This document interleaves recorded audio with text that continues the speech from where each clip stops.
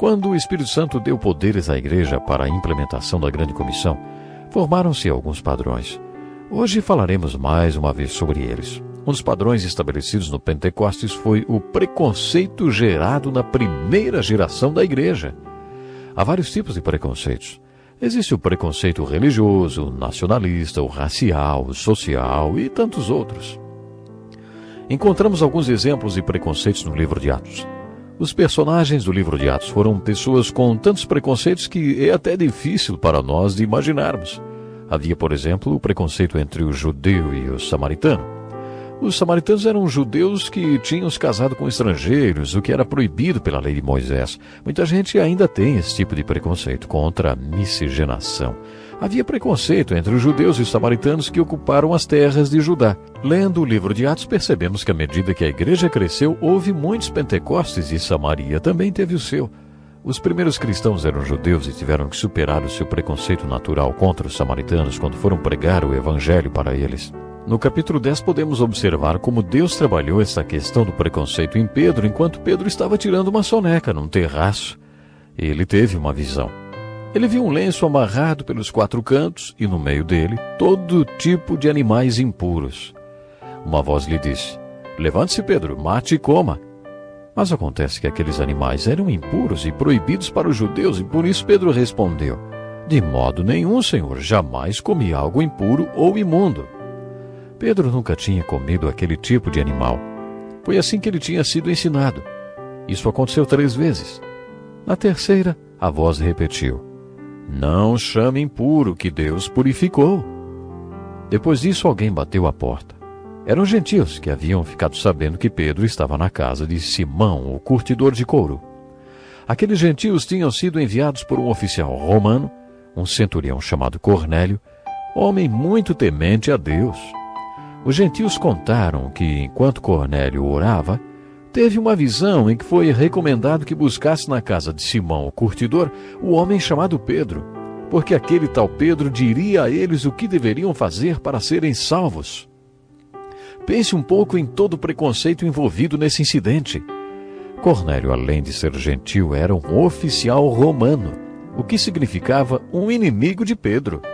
Você não imagina como era grande o preconceito dos judeus em relação aos gentios.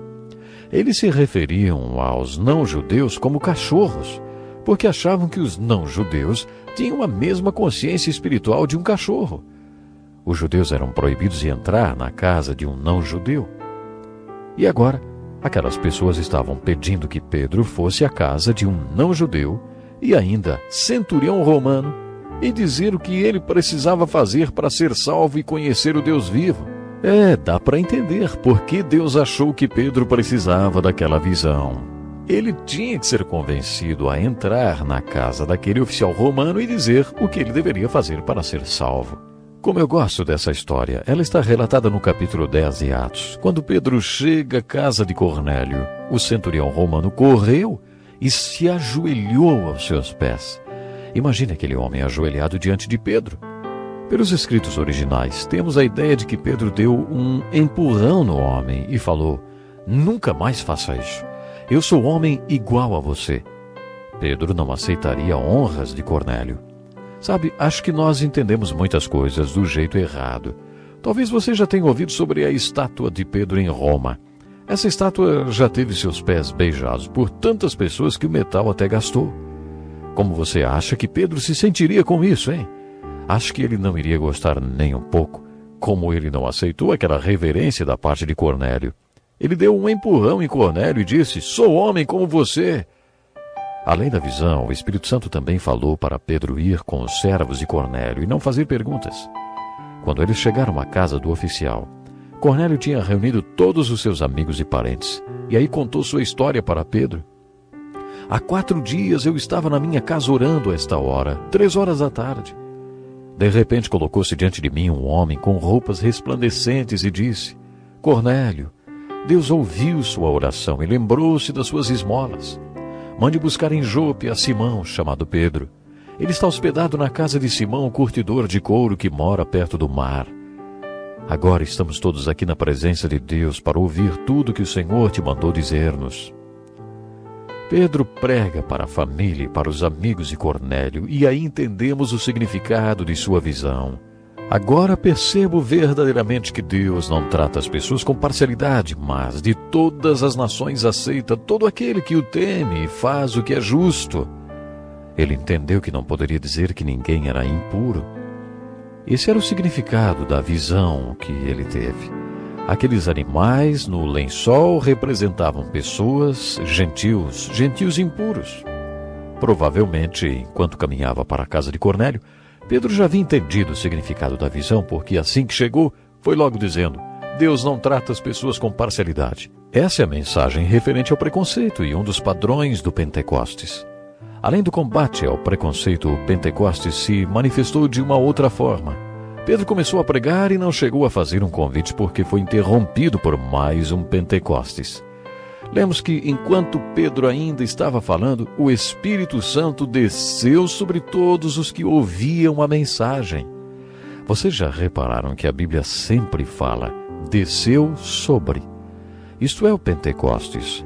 O Espírito Santo descendo sobre as pessoas, da mesma forma que aconteceu no capítulo 2 de Atos. Aconteceu mais um Pentecostes, confirmando para todo mundo que Deus, na verdade, é. Deus cruzou a barreira com o seu evangelho do mundo sectário dos judeus para o mundo não judeu, para o mundo gentil. No capítulo 8 de Atos, lemos mais uma história muito bonita que tem a ver com fazer discípulos. Lembre-se, vou repetir isso várias vezes, o livro de Atos tem a ver com a implementação da grande comissão. Vão e façam discípulos, batizando-os, ensinando-os a obedecer. Os discípulos não foram tão diligentes no vão, e Deus permitiu que uma perseguição os tirasse de Jerusalém. Essa intervenção divina foi mais um dos padrões do Pentecostes.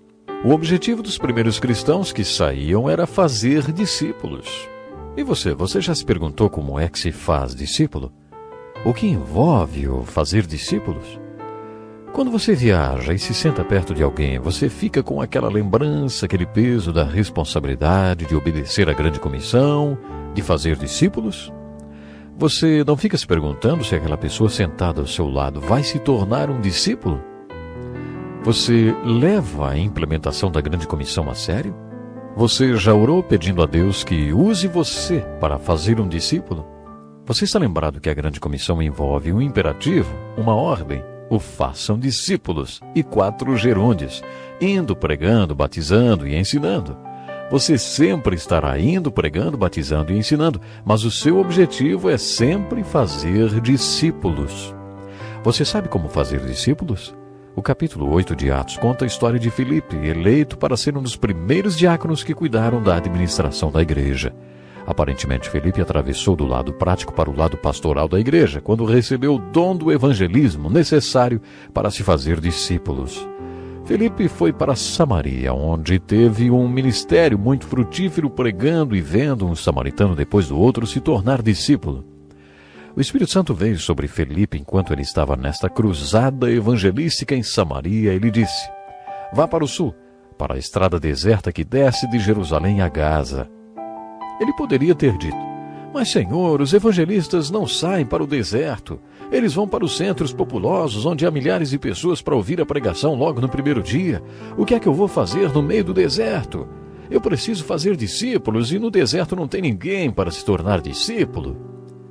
Mas Filipe não questionou, ele não disse nada disso, porque sabia que ninguém faz discípulos sem a unção do Espírito Santo e que ele só estava fazendo discípulos em Samaria, por causa do Espírito Santo trabalhando através dele. Por isso, quando o Espírito Santo disse vá para o deserto, ele sabia que o melhor era ir. Quando Filipe chegou ao deserto, viu uma caravana de carruagens e o Espírito Santo lhe disse: aproxime-se dessa carruagem e acompanhe-a. No grego original, a palavra dessa sugere que fosse uma carruagem específica no meio das outras. Filipe obedeceu à voz do Espírito prontamente e viu um homem etíope sentado na carruagem. Mais uma vez a questão do preconceito foi tratada.